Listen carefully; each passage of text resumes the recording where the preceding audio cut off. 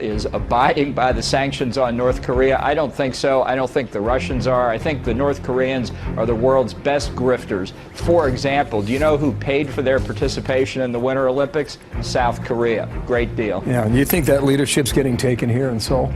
You know, yes, the leader has been very are. liberal and open towards some sort of dialogue with North Korea. This is the sunshine policy crowd all over again. They're like putty in North Korea's hands. It's very emotional for South Koreans. I understand it.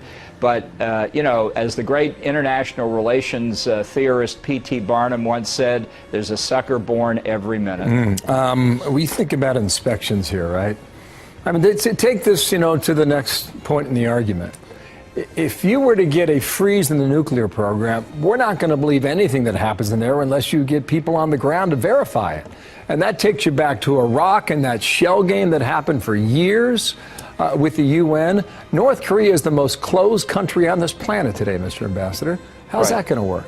Well, it won't work. The only inspections, even theoretically, the only international inspection system in North Korea that you could have any prospect of actually finding out what they're up to would have to be so intrusive, so large, so pervasive across the country that it would threaten the stability of the dictatorship itself. That's one reason among many why it will never happen. This is a temporary device by the North Koreans to do what negotiation has done for them for 25 years, buy time to make progress on their nuclear program. They may not need to have any more nuclear tests. That's what the freeze proposal may mean. Now they may just be manufacturing nuclear devices. Last point on this. If you believe they're nuclear by the end of 2018, that would be something else. Who makes the next move in this game?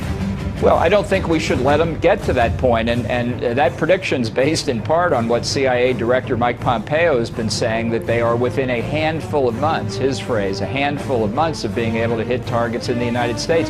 I think if they get nuclear weapons, they're a threat in East Asia, but we've also seen the future, just the past week, of the sales to Syria by North Korea of equipment and precursor chemicals necessary for chemical weapons. Let me just say it graphically. North Korea is selling the materials for weapons of mass destruction to Syria now, chemical weapons, and they will do the same with their nuclear technology once they have it. I think the only diplomatic option left is to end the regime in North Korea by effectively having the South take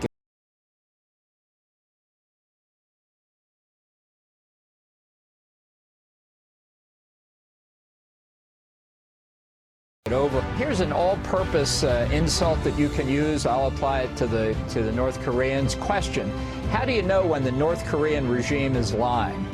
Answer: when their lips are moving. You know, I've said and written a lot of things over the years. I stand by every one of them. But I was a freelancer back then. I had the luxury of voicing my own opinion. That's not my job now. I'm simply an advisor. The decision maker here